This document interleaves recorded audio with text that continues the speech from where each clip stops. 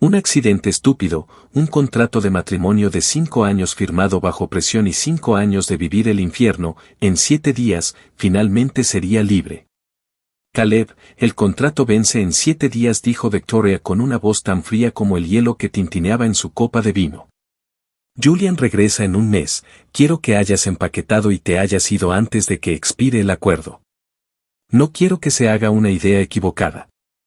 Ella estaba recostada en el sofá de seda, vestida con una bata de seda a juego, con una pierna elegantemente cruzada sobre la otra, hizo girar el líquido rojo oscuro en su vaso, su mirada fija en mí con puro desprecio. Me miró como si fuera un trapo sucio que estaba a punto de tirar. No sentí nada, ni una pizca de tristeza, solo la alegría pura e inalterada de la liberación inminente. Pero no me atreví a dejarlo notar en la cara. Esta mujer era cruel, los últimos 5 años habían sido peores que ser un perro. Si ella sintiera que estoy feliz de irme, encontraría una manera de hacer de mi última semana una pesadilla viviente. Rápidamente puse una expresión de devoción desconsolada y mi voz se entrecortó como si estuviera a punto de llorar. Victoria, yo no sé qué haré sin ti. Durante 5 años me has dado comida, ropa, un techo sobre mi cabeza. Si no fuera por ti, todavía estaría allá haciendo entregas para DoorDash en ese viejo y destartalado scooter. Forcé una mirada de aceptación sombría. No te preocupes. No me interpondré entre usted y el señor Croft. Honraré el acuerdo. Para completar la actuación, exprimí algunas lágrimas falsas. Por un momento Victoria pareció afectada, su expresión vaciló. Después de todo, durante 5 años había sido más que un marido por contrato, había sido quien manejaba su vida con la precisión de un mayordomo, un chef y un asistente personal, todo en uno. Los recuerdos, los desayunos tranquilos, las noches que la esperé hasta tarde, la forma meticulosa en que organicé su mundo pasaron por su mente y vi una grieta en su fachada helada, su tono se suavizó, casi imperceptiblemente. Caleb, el $1.000.000 que te prometí. Me aseguraré de que esté en tu cuenta a tiempo. Vive una buena vida, encuentra una chica agradable, alguien a quien realmente puedas amar, y cásate con ella de verdad. Puse mi mejor cara de agradecimiento. Gracias, Victoria. Voy a empezar a empacar. Deberías descansar un poco. En el momento en que me di la vuelta, me limpié las lágrimas de cocodrilo de los ojos y entré en mi habitación con pasos pesados y una tristeza fingida. En cuanto la puerta se cerró, apreté los puños y golpeé el aire. Si Victoria no hubiera estado en la habitación de al lado, habría gritado al techo. En lugar de eso, dejé que las maldiciones volaran en un susurro acalorado. Perra. Reina de hielo. Maldito monstruo. Pasé la siguiente hora caminando de un lado a otro en mi habitación, murmurando todos los insultos que se me ocurrían, un torrente de veneno que no se repetía ni una sola vez. Odiaba a esta mujer con cada fibra de mi ser. Al final, el puro agotamiento de mi propia rabia me hizo dormir, soñé que todavía la maldecía, solo que esta vez tenía un látigo en la mano, y con cada chasquido que caía sobre su espalda, dejaba escapar una risa oscura y satisfactoria. A la mañana siguiente me levanté al amanecer, como siempre, preparando el desayuno.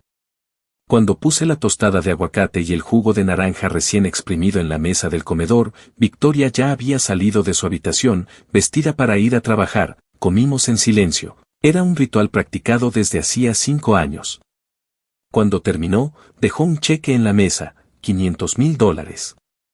Aquí está la mitad, dijo sin mirarme. Recibirás el resto cuando el contrato se rescinda oficialmente. Utiliza esto para comprar un condominio, así tendrás un lugar a donde ir cuando te vayas. Dicho esto, agarró su bolso de diseñador y se fue. El clic de la puerta principal fue el pistoletazo de salida hacia mi nueva vida. Agarré el cheque con las manos temblando de emoción y lo besé 3 o 4 veces, ese era mi dinero sangriento, y lo decía literalmente. ¿Comprar un condominio?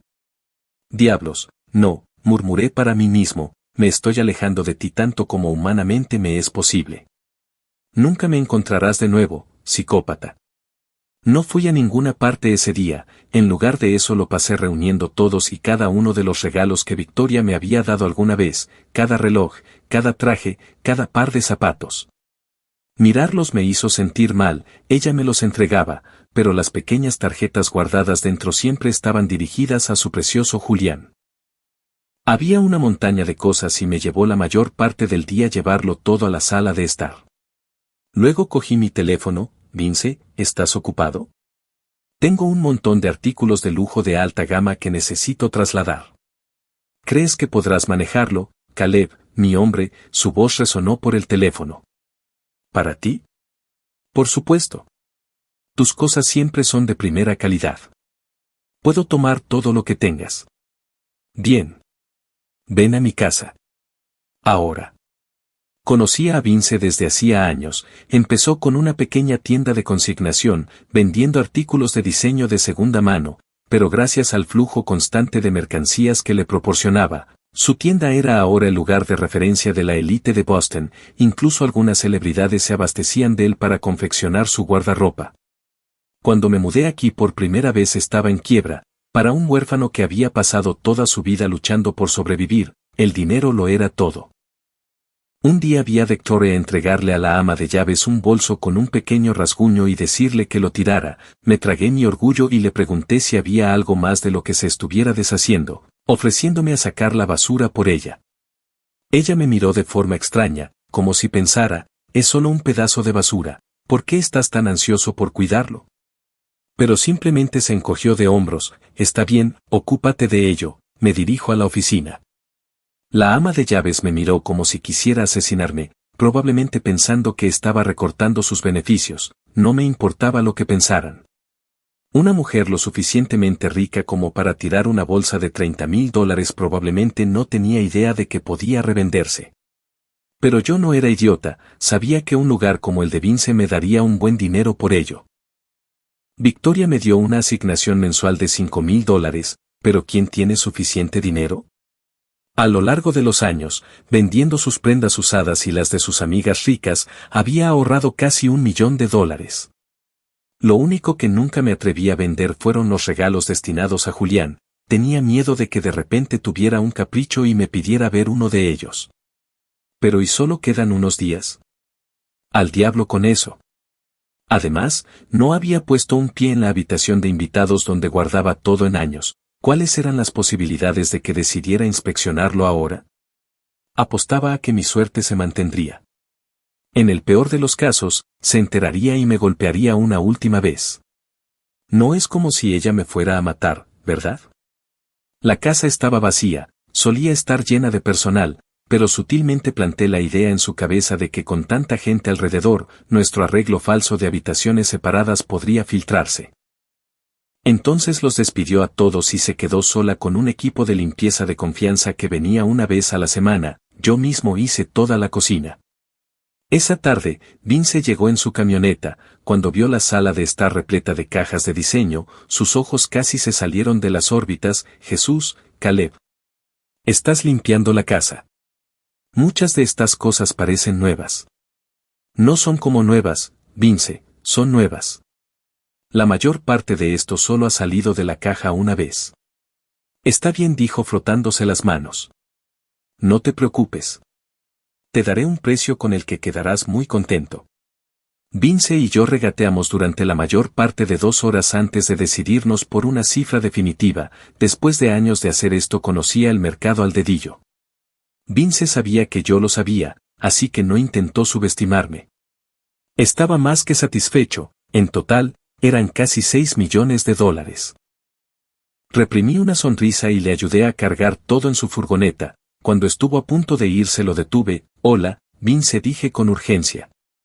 También tengo un montón de trajes hechos a medida y cosas de alta costura. ¿Tienes un canal para eso?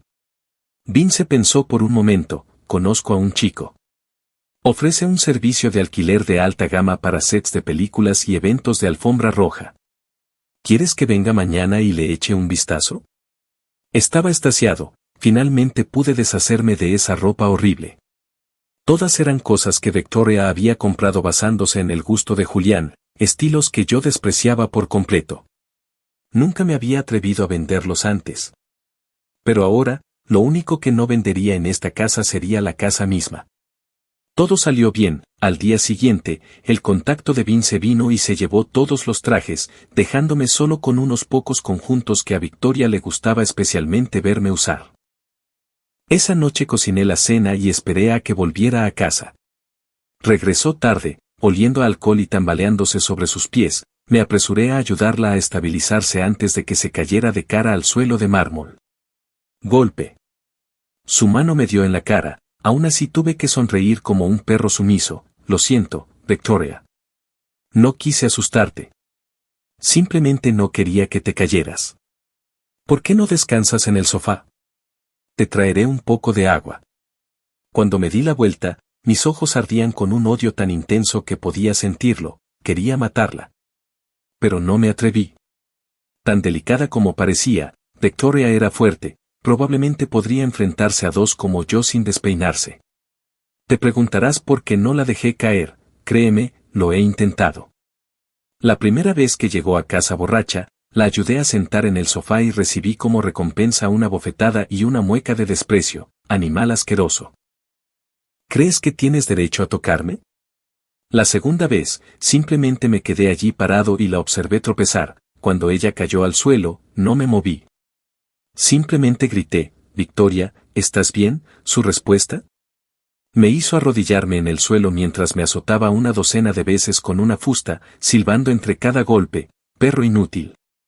Ni siquiera eres digno de lamerle las botas a Julián, ¿me ves caer y te quedas ahí parado? Así que, sí, eso explica por qué me encontré con esa bofetada. A veces me preguntaba si el hecho de que su primer amor la hubiera abandonado le había destrozado la mente, dejándola con algún tipo de doble personalidad. Le traje un vaso de agua y lo puse en la mesa de café. Aquí tienes, Victoria. Ella abrió los ojos y me miró. La huella roja de la mano en mi mejilla era imposible de pasar por alto. ¿Duele?, preguntó. ¿Qué? Me quedé tan sorprendido que no sabía de qué estaba hablando. Esta mujer nunca había mostrado ni un ápice de preocupación por mí. Tu cara, aclaró. Oh, no, está bien. Ya me he acostumbrado. Me pondré un poco de hielo más tarde. Deberías beber tu agua. Voy a limpiar la cocina. Victoria se quedó mirando mi espalda durante un largo rato antes de finalmente tomar un sorbo y dirigirse a su dormitorio. Dejé escapar un suspiro lento. No tenía idea de lo que estaba pasando por su cabeza. Más tarde esa noche, llamé a un viejo amigo, un chico con el que solía hacer entregas. Necesitaba que me consiguiera algunas cosas, artículos que había visto publicados en sus redes sociales privadas, cosas que había planeado adquirir durante mucho tiempo. 5 días hasta mi escape. El pensamiento del futuro era un dulce sueño en el que me hundí. La mañana siguiente fue rutinaria. Desayunamos y Victoria se fue a trabajar. Excepto que, cuando estaba saliendo por la puerta, hizo algo completamente fuera de lo común. Su voz era casi suave. Me quedaré en casa de Choe esta noche, así que no volveré para cenar. No me esperes despierto. Antes de que pudiera responder, ella ya se había ido. Parecía como si el sol acabara de salir por el oeste. Me senté a la mesa, con un bagel a medio comer olvidado en mi mano. En 5 años, nunca se había molestado en decirme si no volvería a casa. Yo simplemente esperaba como un idiota, sin atreverme a irme a la cama hasta que saliera el sol. Buena suerte, perra, murmuré. Después de limpiar, fui al garaje, me subí al Mercedes que usaba para hacer las compras y salí. Esta vez, sabía que probablemente nunca regresaría. Me dirigí al lugar donde se encontraba mi antiguo orfanato. Había sido demolido hacía años y reemplazado por una elegante torre de oficinas de cristal. Pero mis recuerdos de infancia todavía estaban enterrados aquí. Miré los 2 viejos robles que eran todo lo que quedaba y mi mente se fue al pasado. Cada vez que los potenciales padres adoptivos venían de visita, todos los niños hacían fila bajo estos árboles, esperando en silencio a ser elegidos. Observé cómo, uno a uno, los otros niños eran llevados por nuevas familias. Yo siempre fui el que se quedó atrás. Recuerdo haberle preguntado a la directora, la señora Gabel, una anciana amable, abuela Gabel, ¿por qué nadie me quiere? Soy un buen chico. Ella me acariciaba el pelo y decía, oh, Caleb, eres un niño maravilloso. La familia adecuada vendrá a buscarte, ya verás. Pero nunca lo hicieron. Al final dejé de tener esperanzas. Sabía la verdadera razón. Ya tenía 7 años cuando llegué al orfanato. Tenía recuerdos de mis padres. Yo era un vagabundo, no una pizarra en blanco. Tenían miedo de que no pudiera ser domesticado. Mi historia no tuvo ningún giro dramático de telenovela. Mis padres eran personas comunes y corrientes. Yo no era un heredero perdido de una fortuna. Solían tener un carrito de comida en la calle, justo al lado del orfanato. Cuando tenía 5 años, mi madre murió de cáncer. Para una familia de clase trabajadora, fue una sentencia de muerte. Mi padre quería vender nuestra pequeña casa para pagar su tratamiento, pero ella se negó. Sabía que su enfermedad era un agujero negro que se tragaría todo lo que teníamos y que aún así tal vez no la salvaría. No quería que mi padre y yo termináramos sin hogar. Esa es la realidad de ser pobre. Después de que ella murió, mi padre se volvió más tranquilo. Trabajó hasta el cansancio, tratando de ganar suficiente dinero para que yo pudiera tener una vida mejor que la suya. Luego, cuando tenía 7 años, sucedió. Estaba conduciendo su destartalada camioneta de reparto, exhausto por trabajar otro turno doble, y se desvió hacia el camino de un peatón. Hizo un brusco giro para evitar una colisión fatal. El peatón sobrevivió, pero quedó paralizado de la cintura para abajo. La camioneta de mi padre se estrelló contra un árbol. Él no lo logró. Más tarde, la familia del peatón presentó una demanda y se apoderó de nuestra casa. A los 7 años me quedé huérfano. Caminé hasta el orfanato y le rogué a la señora Gabel que me acogiera. Permanecí allí hasta que cumplí 16 años, el año en que ella falleció. Sin la abuela Gabel para protegernos, el orfanato fue vendido a un desarrollador inmobiliario. Estaba afuera, solo. Con solo un segundo año de secundaria en mi haber, ¿qué tipo de trabajo podía conseguir? Vendí flores, lustré zapatos, trabajé en un carrito callejero, lavé platos en un restaurante. Cualquier cosa que se considerara un trabajo sin futuro, la he hecho. Cualquier cosa para sobrevivir, para honrar el amor y la esperanza que mis padres tenían por mí. No me quedé allí.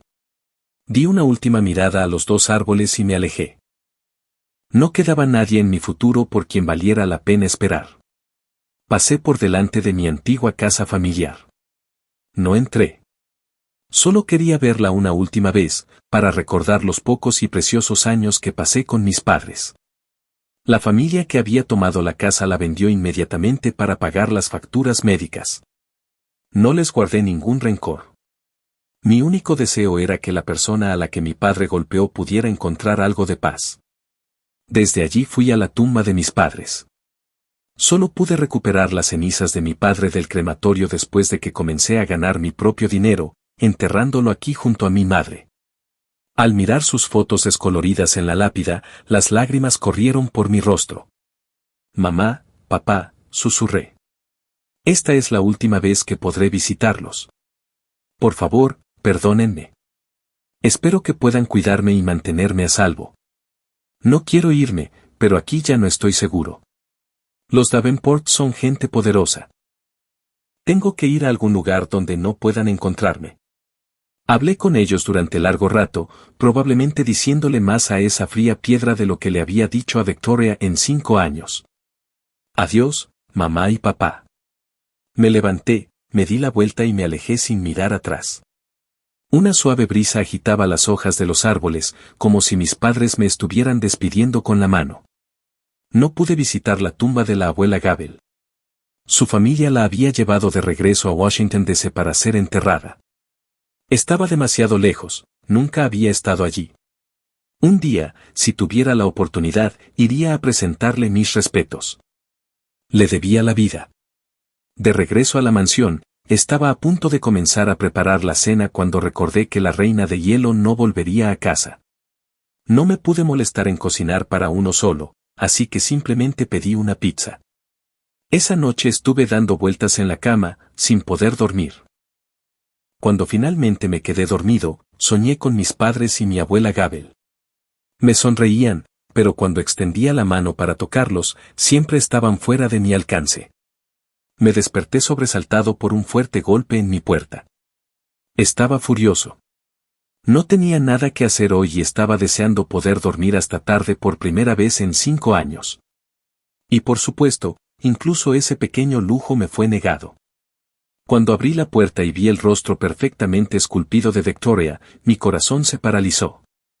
Victoria, lo siento mucho, balbuceé. Prepararé el desayuno ahora mismo. Pensé que irías directamente a la oficina. No te molestes, dijo ella con frialdad. Solo regresé para buscar un archivo. No te vi por aquí y pensé que no habías vuelto a casa anoche. Con eso, se dio la vuelta y sus tacones resonaron por el pasillo, dejándome allí, con el corazón todavía latiendo con fuerza. Después de que ella se fue, dormir fue imposible. Salí y recogí el paquete que mi amigo había preparado para mí, guardándolo en un compartimento oculto en mi armario. Luego conduje hasta el centro para encontrarme con un hombre que se especializaba en hacer desaparecer gente. Confirmé la hora y el puerto de salida y le pagué un depósito de $50,000 en efectivo. Con mi plan de escape finalizado, regresé a la mansión fría y sin alma. Esa noche, durante la cena, Victoria me informó, mañana por la noche hay una cena familiar. Usa el traje azul. Haré que mi conductor te recoja después de dejarme en la oficina. Se me heló la sangre. Mierda. El traje azul. Lo vendí. Me obligué a mantener la voz firme. Victoria. Ese traje ya no me queda. No era una mentira del todo. Estaba muy delgado cuando llegué aquí por primera vez. En los últimos 5 años, con comidas regulares, he engordado. El traje fue hecho a medida para mi figura inicial, más flaca. Victoria dejó el tenedor y me estudió por un momento, evaluándome con la mirada. Vio que estaba diciendo la verdad. No me había dado cuenta, dijo con calma. Has ganado algo de peso. No te diste cuenta porque nunca me miraste, pensé. Para ti solo soy un perro. No importa, continuó. Usa el que está en el armario de mi dormitorio. Debería quedarte perfecto. El cuenco que tenía en las manos resbaló y golpeó contra la mesa. Una ola de puro terror me invadió. Mis dientes empezaron a castañetear. Victoria, no creo que eso sea apropiado. Puedo salir y comprar uno nuevo mañana. Al ver mi reacción, un destello de recuerdo pareció cruzar su rostro. Su expresión se endureció. Dije que lo usaras, así que lo usarás. Fin de la discusión. Ella se levantó y dejó la mesa. La miré mientras se alejaba, mi visión se llenó de un rojo asesino. Debido a ese traje, casi había muerto en esta casa. Pasó poco después de mudarme. Vi el traje colgado en su armario, acumulando polvo. Creyendo que era un regalo para mí, lo quité con la intención de limpiarlo. Una pequeña parte de mí estaba realmente contenta, el traje era obviamente caro y estaba exquisitamente confeccionado. En ese momento, Victoria llegó a casa. Estaba a punto de darle las gracias cuando su rostro se contorsionó en una máscara de pura rabia. Se abalanzó sobre mí y me empujó al suelo. Algo dentro de mí se rompió. Nunca me habían tratado así en mi vida. Me puse de pie de un salto, listo para contraatacar. Patéticamente, no era rival para ella.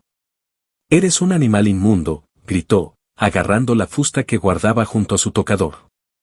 «¿Quién te dio permiso para tocar eso? ¿Crees que algo como tú es digno de tocarlo?» Ella empezó a arremeter una y otra vez. Le rogué que parara, pero hizo oídos sordos a mis súplicas. No se detuvo hasta que estuve apenas consciente, tendido en un charco de mi propia sangre. Solo más tarde supe la verdad, ese traje era lo único que su precioso Julian había dejado atrás cuando huyó del país. Se suponía que era su traje de boda.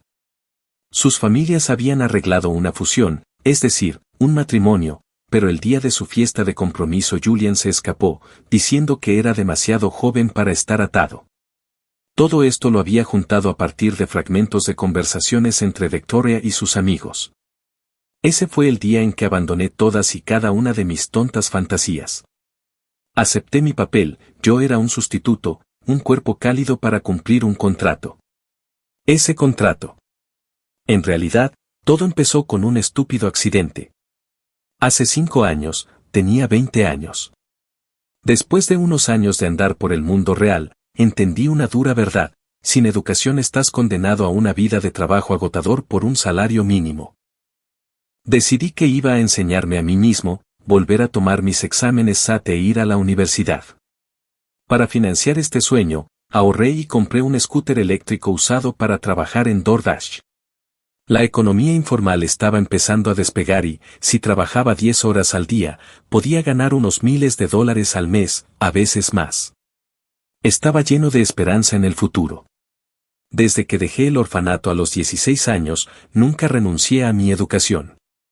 Pero estaba quemando la vela por ambos extremos, entregando todo el día y estudiando toda la noche. Mi cuerpo estaba al límite. Una tarde, mientras hacía una entrega a toda prisa, no estaba prestando atención. Me desvié y me estrellé contra la parte trasera de un coche. En el momento en que vi el icónico adorno del capó, todo mi cuerpo se quedó helado. Me olvidé del dolor abrasador en mi brazo. «Hayes, idiota», me maldije. «Eres un completo idiota. Eso es un Rolls Royce. Estás terminado». Mi mente estaba acelerada, pero mi primer instinto fue comprobar si alguien estaba herido. Un hombre de mediana edad con uniforme de conductor salió, examinó la abolladura en el parachoques trasero y frunció el ceño. «Niño, ¿qué demonios? ¿No miras por dónde vas?» No puse excusas. Junté mis manos, incliné la cabeza y me disculpé profusamente. Fue mi culpa, así de simple. «Señor, lo siento muchísimo. Por favor, dígame cuánto costarán las reparaciones. Yo pagaré todo». Pensé que si era lo suficientemente respetuoso, tal vez lo dejaría pasar. Las personas que pueden permitirse un Rolls Royce probablemente no se preocuparían por un repartidor. Al ver mi actitud, el tono del conductor se suavizó. «Espera, necesito preguntarle a mi jefe». Supuse que el auto no era suyo, que solo era el chofer. En ese momento, la ventana trasera bajó. Vi a una mujer dentro, increíblemente hermosa, vestida con un elegante traje de negocios. Ella irradiaba un aura de orgullo frío e intocable. El conductor se inclinó y le explicó la situación. Me acerqué rápidamente. «Señora, lo siento mucho, choqué contra su coche. Fue mi culpa. Cualesquiera que sean los daños, le prometo que se los devolveré». Esperaba que una mujer fuera más compasiva, quizás unas cuantas palabras amables y me dejaría salir del apuro. Victoria Davenport me dirigió una única mirada despectiva. Su voz era plana, carente de emoción. «Richard, consigue su información de contacto. Que el concesionario le envíe la factura de los daños». Ella no se movía. Estaba furiosa. Durante los siguientes días estuve destrozado. No podía dormir, no podía comer, ni siquiera podía pensar en el trabajo. Cuando nadie llamó, una pequeña parte de mí esperaba que se hubieran olvidado de ello. Estaba a punto de salir para un turno cuando sonó mi teléfono. «Hola, ¿es Caleb Hayes?» «Soy yo». «Señor Hayes, la evaluación de daños del vehículo está completa. ¿Podría reunirse con nosotros en la cafetería que está abajo del edificio 20? «Claro, puedo estar allí en 30 minutos». «Excelente, lo encontraré en la puerta». Mientras iba de camino hacia allí, tenía un nudo en el estómago. Todos los ahorros de mi vida estaban a punto de desaparecer y ni siquiera estaba seguro de que fueran suficientes. Había preguntado por ahí, las reparaciones de un coche de lujo como ese podrían fácilmente costar decenas, si no cientos, de miles de dólares. Después de años de ahorrar cada centavo, tenía un poco más de $10,000 a mi nombre. Llegué con el corazón latiendo con fuerza en el pecho. Richard, el conductor, me estaba esperando afuera del café. «Richard», dije con voz tensa. «¿Cuál es el daño?» Él ofreció una pequeña sonrisa. Señor Hayes, no nos apresuremos. Mi jefa está esperando adentro. Le gustaría discutirlo contigo personalmente. Me sostuvo la puerta abierta. Lo seguí adentro, ya temiendo el café ridículamente caro que estaba a punto de obligarme a comprar por culpa. En ese momento, ¿qué importaba? La guillotina ya estaba cayendo. Cuando me senté, Richard había desaparecido. Victoria Davenport estaba frente a mí, con su rostro convertido en una máscara de indiferencia, bebiendo su espresso. Señor Hayes, ¿le gustaría un café? No, gracias. Vayamos directo al grano. Ella me ignoró y le hizo un gesto al camarero para que me trajera un café de todos modos. Normalmente me emocionaría una bebida gratis, pero no estaba de humor para apreciarlo. Aquí está el informe, señor Hayes, dijo, deslizando una carpeta sobre la mesa. Lo abrí. El número en la parte inferior me dejó con la boca abierta, $85,000. Fue como un puñetazo en el estómago. Todos esos años de trabajo, de ahorrar y economizar, solo me habían permitido conseguir 10,000. ¿Cómo iba a poder pagar los 85? ¿Ha terminado de leer, señor Hayes? Señorita. Davenport, añadió. Victoria Davenport. Señorita Davenport, necesito verificar estos números. Sea mi invitado. Saqué mi teléfono y llamé a un amigo que era aprendiz en un taller de carrocería. Le leí la lista detallada del informe. Él lo confirmó, el precio era legítimo. Entonces, señor Hayes, preguntó la señora Davenport, la cantidad es correcta. Encontraré una manera de pagarle, pero todo lo que tengo ahora son $10,000. Puedo pagarle el resto en cuotas mensuales. ¿Es eso aceptable? Ella no respondió. En su lugar, deslizó otra carpeta sobre la mesa.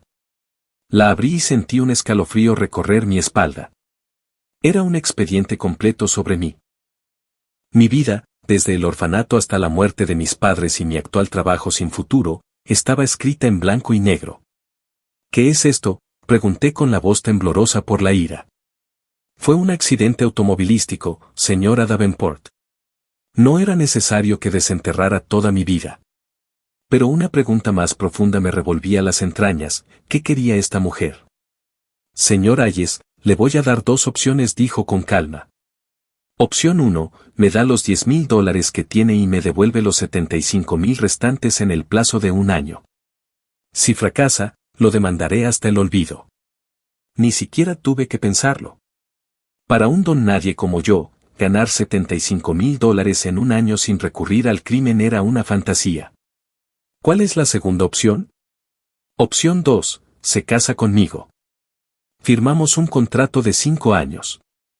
Al cabo de 5 años, el acuerdo se rescindirá y le pagaré $1,000,000. Durante esos 5 años, también le proporcionaré un estipendio mensual de $5,000. Si cualquiera de las partes incumple el contrato, la multa es de $20 millones. Ella hizo una pausa y sus ojos se clavaron en los míos. Puede ir a casa y pensarlo. No tiene que darme una respuesta ahora mismo. Todos saben qué opción elegí. En ese momento, yo era solo otro niño tonto con una fantasía estúpida. Pensé, esto es todo, la historia de Cenicienta. Cásate con la mujer rica y hermosa y vive feliz para siempre. Aquella paliza por el traje, la que me llevó al hospital durante 2 semanas, destrozó por completo esa ilusión. Acostado en esa cama de hospital, me llené de un arrepentimiento tan profundo que parecía un peso físico. Debería haber asumido la deuda. Habría vendido un riñón si hubiera tenido que hacerlo. Pero ahora estaba atrapado. Informarlo no serviría de nada. Sería un caso de abuso doméstico, mi palabra contra la de ella, y con el tipo de poder que ejercía la familia Davenport, yo no tenía ninguna oportunidad. Esa paliza me valió un cheque de $10,000 y una estadía de 2 semanas en el hospital. También pulverizó cualquier esperanza que tuviera. La noche de la cena familiar me puse ese horrible traje y fui con Victoria a la finca Davenport. Al verme, realmente sonrió, una visión rara y desconcertante. Cuando pasó su brazo por el mío al entrar, se me puso la piel de gallina. Me sentí como un perro de exhibición con correa, obligado a sonreír y mover la cola para su familia. Podía oír los susurros y los comentarios sarcásticos sobre mí. La primera vez que vine aquí intenté defenderme de sus burlas. La respuesta de Victoria había sido una fuerte bofetada y un silbido en el que me ordenaba que no la avergonzara. Ahora simplemente encontré un rincón tranquilo y los observé a todos realizar su feliz farsa familiar. Era un tipo de felicidad que no había conocido desde que tenía 5 años. Vaya, vaya, si no es mi caso de caridad, cuñado, se burló una voz. Era el primo de Victoria, un niño sin valor que vivía de un fondo fiduciario. He oído que te van a echar a la calle en unos días. Así es, dije sin mirarlo. Pronto estaré fuera de tu vista para siempre. Parecía aburrido por mi falta de reacción y se alejó. Todo el clan Davenport sabía que nuestro matrimonio era una farsa. Me habían aprobado precisamente porque era un huérfano sin poder ni conexiones. Yo era un peón desechable, un sustituto para mantener la estabilidad de la familia mientras Victoria esperaba que su preciado Julian regresara. Un verdadero matrimonio entre iguales nunca habría tolerado su comportamiento. Después de la cena, cuando los invitados comenzaron a irse, mi supuesto suegro se me acercó. Por primera vez, me habló con algo parecido a la calidez. Caleb, tu acuerdo con Victoria está a punto de terminar. ¿Cuáles son tus planes para el futuro? Supe al instante de qué se trataba. El anciano temía que intentara aferrarme a Victoria, que hiciera una escena y manchara el nombre de la familia. Estaba pensando en volver a la escuela, señor, dije respetuosamente. Después de todo, el conocimiento puede cambiar tu destino. Excelente, dijo dándome una palmadita en el hombro. Siempre supe que eras un chico inteligente. Sigue así. Si alguna vez te encuentras con algún problema, sabes que siempre puedes contar conmigo. Contar conmigo, pensé con una risa fría. Preferirías verme muerto. Para gente como ellos, un yo muerto era como una pizarra en blanco. Para Victoria, un problema resuelto de forma permanente. Ese era el abismo entre su mundo y el mío. En el camino de regreso, miré por la ventana el borrón de luces de la ciudad, reflexionando sobre los últimos 5 años. Me sentí como si hubiera vivido toda una vida de agotamiento. Gracias a Dios ya casi había terminado. No me di cuenta de que, durante todo el viaje, Victoria me estaba mirando. No hablamos ni una palabra. De regreso a la mansión, ella dijo, Caleb, hay una gala corporativa mañana por la noche. Richard te recogerá. El traje que mandé hacerte te será entregado por la mañana. Úsalo. Por supuesto, Victoria. Acostado en la cama esa noche, miré al techo con la mente en blanco. El final estaba tan cerca, pero mi corazón era una tormenta de inquietud. En la gala éramos la pareja perfecta. La gente nos colmaba de elogios, lo guapos que lucíamos, lo perfectos que éramos el uno para el otro. Todo fue una actuación nauseabundamente falsa. Estas fiestas no eran más que una reunión de hipócritas, cada uno tratando de adular al otro. Sabía que 9 de cada 10 personas que me sonreían pensaban, mira a ese chico guapo y cazafortunas. Pero ante mis ojos, todos eran elogios. Encontré un rincón vacío, tomé una copa de vino y observé el espectáculo.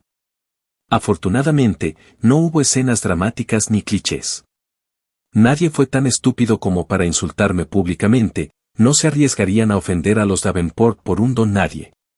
Justo cuando estaba empezando a morir de aburrimiento, una mujer que parecía un elegante cisne con su vestido blanco se sentó a mi lado. Era Chloe Maxwell, la mejor amiga de Victoria y la única heredera de la fortuna Maxwell. De todas las amigas de Victoria, ella era la única que nunca me había tratado con desprecio. De hecho, era quien recogía sus artículos de diseño no deseados para que yo los vendiera. Le estaba sinceramente agradecido. Chloe, dije, gracias por todo lo que has hecho por mí estos últimos 5 años. No lo menciones, Caleb, dijo ella con una sonrisa amable. Eres una buena persona. Me alegró poder ayudarte. ¿Puedo preguntarte algo? Ella me había ayudado muchas veces, tanto abiertamente como detrás de escena. Siempre me pregunté por qué. No era tan ingenuo como para pensar que una mujer como ella estaría interesada en alguien como yo. Además, estaba comprometida, otra de esas fusiones corporativas. Jaja, sabía que me preguntarías eso algún día, se rió. En realidad nos conocimos hace mucho tiempo. Probablemente no lo recuerdas. ¿Lo hicimos? ¿Cuándo? Hace años. Mis padres y yo visitamos el orfanato donde vivías. Todos los demás niños estaban muy emocionados, esperando que mis padres los adoptaran. Pero tú estabas apoyado contra un árbol, completamente indiferente a todo. ¿Eso es todo? Eso es todo, confirmó. Le pregunté a la directora sobre ti y ella me contó tu historia. Esperaba que mi familia considerara adoptarte. Yo era pequeña entonces y no tenía hermanos. Le rogué a mis padres que te acogieran, que fueras mi hermano mayor. Pero mi abuelo estaba en contra, así que nunca sucedió. Veo. Sí, es así de simple. Si mi abuelo no hubiera dicho que no, ahora podría ser mi hermano, dijo con una sonrisa juguetona adornando sus labios. Bueno, de todos modos, estoy verdaderamente agradecido. En estos 5 años, has sido la única persona que ha sido genuinamente amable conmigo. Espero que tengas una vida llena de felicidad y paz. Gracias, Caleb. Yo también te deseo todo lo mejor. Que tu futuro sea tranquilo y brillante. Chloe se levantó para irse. Decidí salir a tomar un poco de aire fresco, el ambiente en el salón de baile era sofocante. Mientras me dirigía a la puerta, ella me detuvo una última vez. Caleb, prométeme que no lastimarás a Victoria. Cuando Julián la dejó así en el altar, algo se rompió dentro de ella. He visto cómo te ha tratado estos últimos años y sé que ha sido horrible. Pero en el fondo es una buena persona. Chloe, dije con voz monótona, no puedes pedirle a un hombre que sea amable cuando no tienes idea de lo que ha pasado. Pero no te preocupes. No voy a hacerle daño. No puedo permitirme el lujo de convertir a la familia Davenport en mi enemiga. Me di la vuelta y me alejé antes de que ella pudiera decir otra palabra. Ella me vio irse, el resto de la frase muriendo en sus labios. Sí, para todos los demás, Victoria Davenport era segura, generosa y amable. Esa era la imagen que ella cultivaba cuidadosamente. Pero yo era quien vivía con su otro lado, la mujer violenta y con derecho a todo, que miraba a la gente común como si fueran insectos. Después de que Chloe se fue, Victoria caminó hacia mí. Caleb, ¿de qué estaban hablando tú y Chloe? Me sorprendió que se hubiera dado cuenta. Nada importante. Solo le estaba agradeciendo por su ayuda a lo largo de los años. ¿Te ayudó? ¿Cómo te ayudó? Ella me daba las cosas de segunda mano que ya no quería. Eso no es más que basura. ¿Cómo ayuda eso?, se burló. Lo que sea, no me importa. Pero te advierto, mantente alejado de Chloe. Si su prometido tiene una idea equivocada, ambas familias te aplastarán. No te preocupes, Victoria. Conozco mi lugar. No soy tan tonto como para tener planes con una heredera de sangre azul como ella. Bien. Mientras lo entiendas. Un momento después, regresó con 2 copas de vino. Durante los últimos 5 años, dijo entregándome una, gracias. Vamos a tomar una copa. Eres demasiado amable, Victoria. Ambos apuramos nuestros vasos. El vino sabía a 5 años de amargura y resentimiento. Después de la bebida, abandonamos la gala. No estaba lejos, así que Richard nos llevó de regreso. En el coche, empecé a sentir calor, un calor extraño y progresivo que se extendía por todo mi cuerpo. Algo estaba muy mal. Cuando regresamos a la mansión, mi piel estaba en llamas. Estaba perdiendo el control de mí mismo. Incluso en mi estado de confusión, sabía lo que había sucedido. Me habían drogado. No perdí el tiempo preguntándome cómo. Victoria no me drogaría, ¿verdad? Me tambaleé hacia la puerta, mi único pensamiento era llegar a un hospital. Pero entonces vi a Victoria en el sofá, con la cara enrojecida y respirando con dificultad. Ella estaba en el mismo estado que yo. Victoria, ¿estás bien?, pregunté sin aliento. Alguien nos drogó. Apenas las palabras habían salido de mi boca cuando ella se lanzó hacia mí como un pulpo, presionando su cuerpo contra el mío. El último hilo de mi autocontrol se rompió. La levanté en mis brazos, la llevé a su dormitorio y el mundo se disolvió en una tormenta de pasión febril. A la mañana siguiente, me desperté temprano, como de costumbre, con todo el cuerpo dolorido. Parpadeé, intentando aclarar mi cabeza. Esta no era mi habitación. ¡Oh Dios! Era el dormitorio principal. La habitación de Victoria.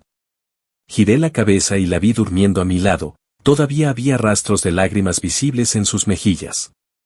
Sobre las sábanas de seda blanca, había una pequeña y condenatoria mancha de color carmesí. Se me erizó todo el cuerpo. Durante 5 años, ni siquiera pude tocarla sin que me golpeara. Ella se estaba reservando para su precioso Julián. Cuando despertara, me iba a matar. Me deslicé fuera de la cama tan silenciosamente como pude, salí a hurtadillas de su habitación y corrí a la mía. Agarré el pequeño bote que había preparado para mi escape, volví a su puerta y encendí la mecha. Era un sedante de acción rápida, diseñado para una huida veloz.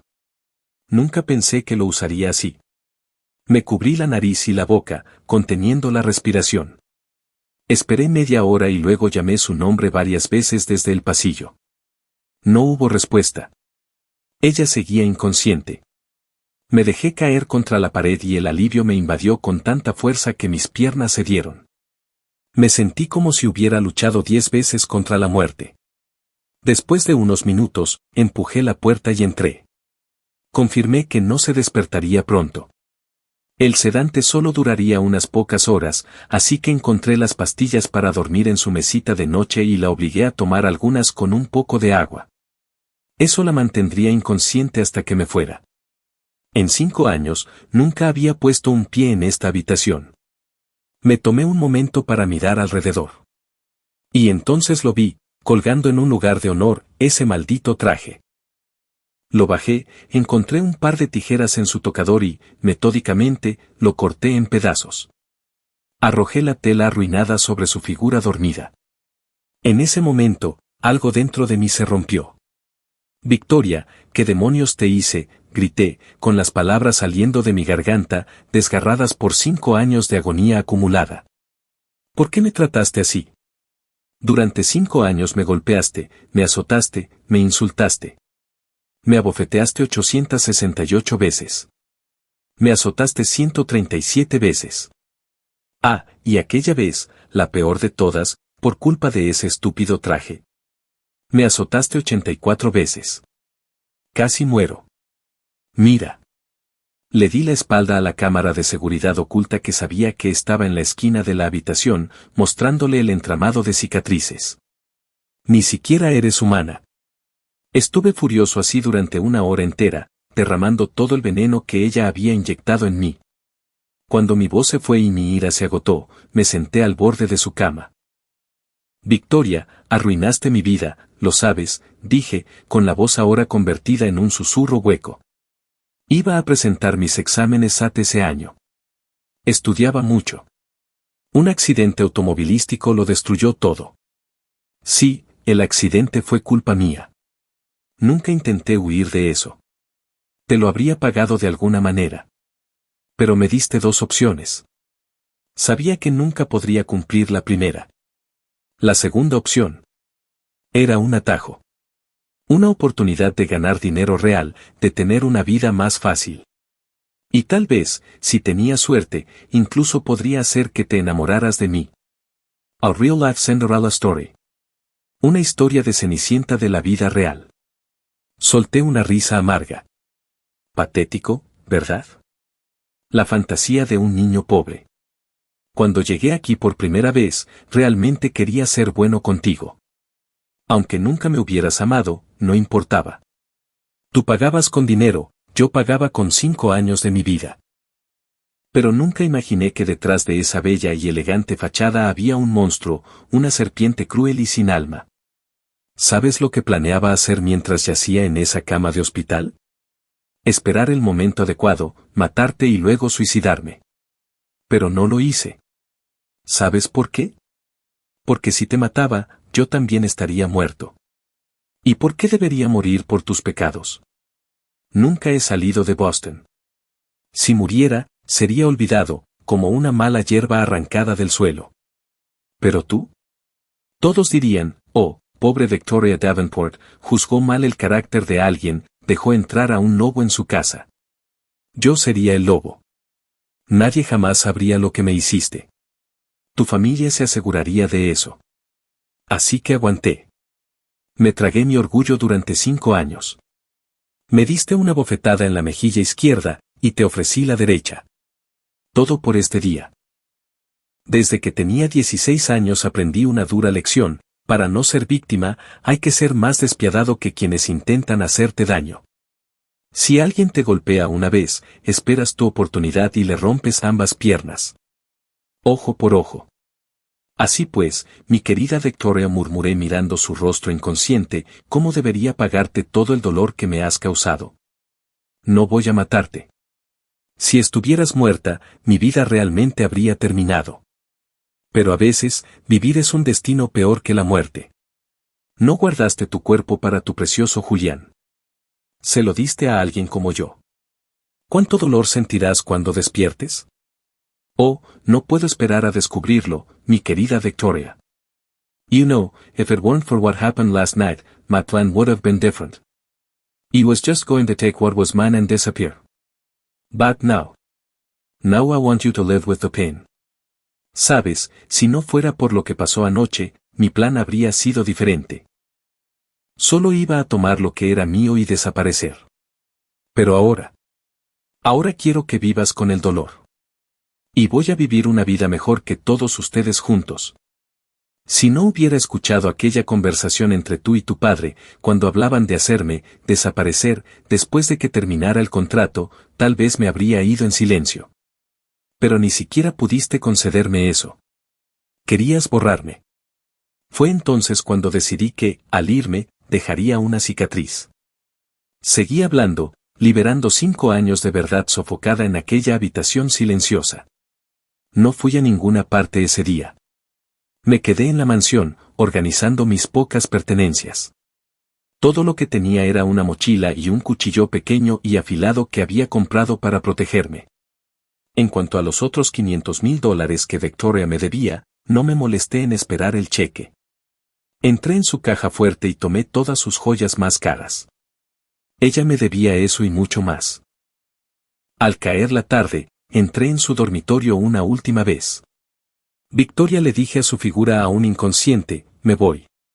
Espero que no nos volvamos a ver nunca más. Me colgué la mochila al hombro y desaparecí en la noche.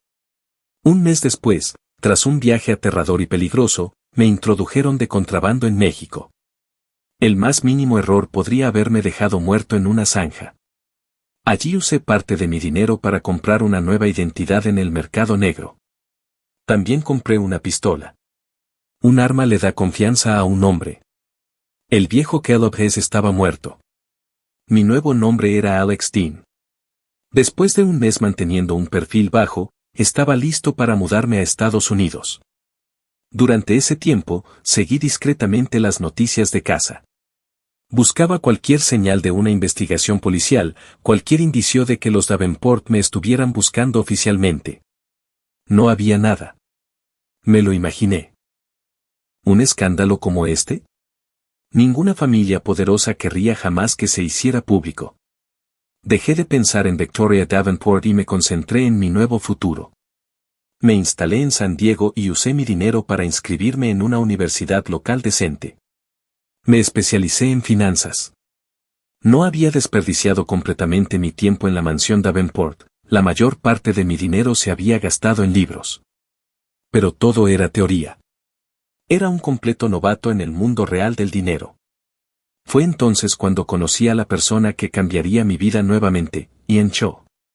Era un coreano estadounidense de segunda generación que vivía en el apartamento de al lado y trabajaba en una pequeña empresa de corretaje local. Nos unimos por nuestra herencia compartida y nuestro interés mutuo en las finanzas. Podíamos hablar durante horas sobre todo, desde las tendencias del mercado mundial hasta análisis de empresas individuales. Contraté a un investigador privado para que lo investigara. Cuando regresó limpio, supe que podía confiar en él. Juntos fundamos nuestra propia empresa de inversión, Northstar Capital. Con la identidad estadounidense de Ian y sus conexiones como la cara pública de la empresa, comenzamos a hacer olas.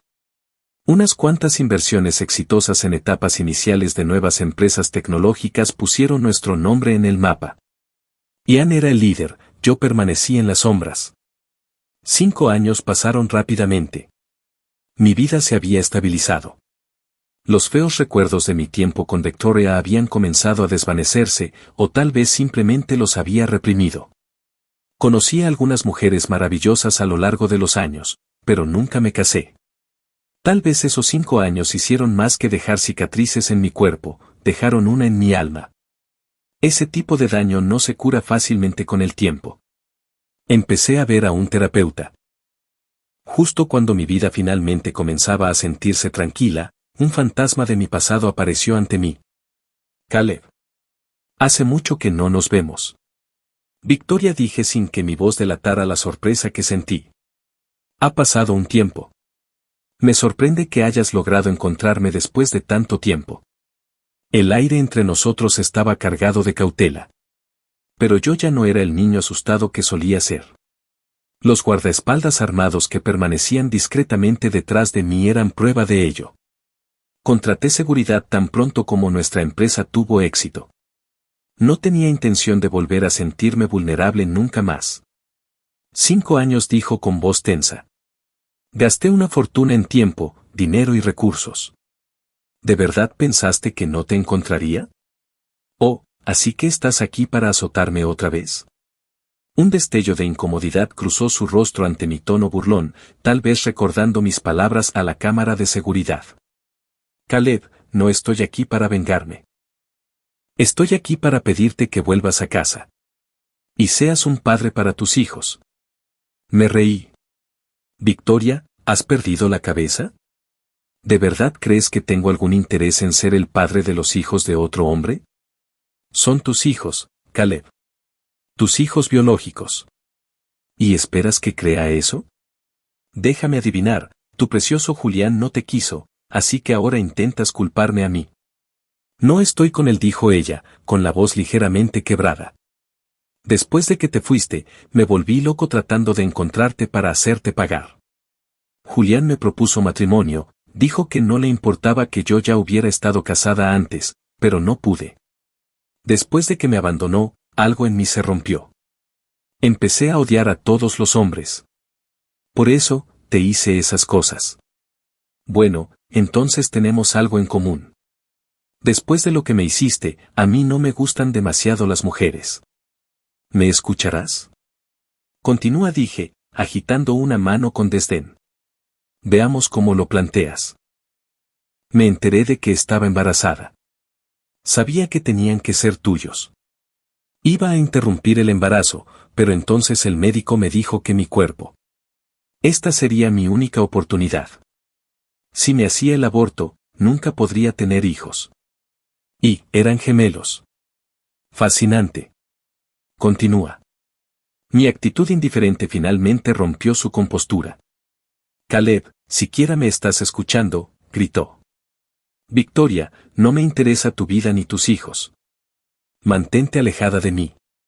No he olvidado que todavía me debes 868 bofetadas y 137 latigazos. Deberías irte ahora, antes de que decida cobrártelos. Le di la espalda y me alejé. Después de ese encuentro, dupliqué mi equipo de seguridad.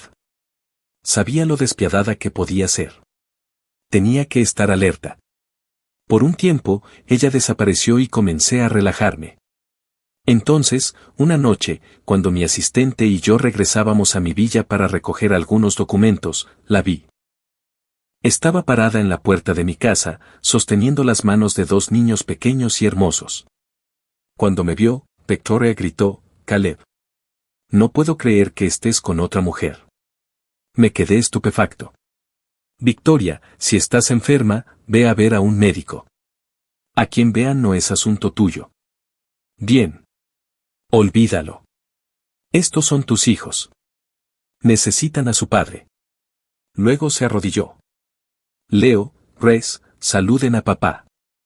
Mi tono agudo debió asustarlos.